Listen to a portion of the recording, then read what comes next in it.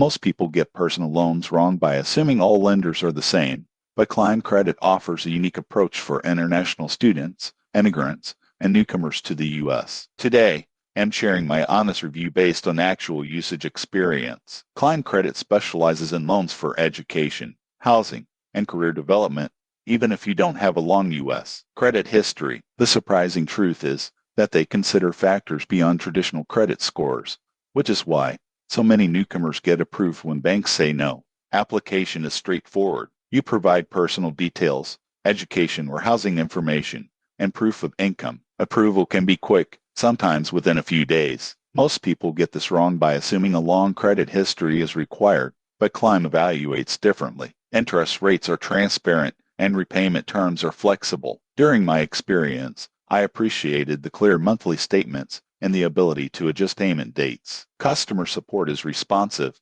answering questions about eligibility and repayment options promptly. One downside is that rates may be higher than standard loans for people with excellent credit, but for newcomers or those with limited history, it's often the only option.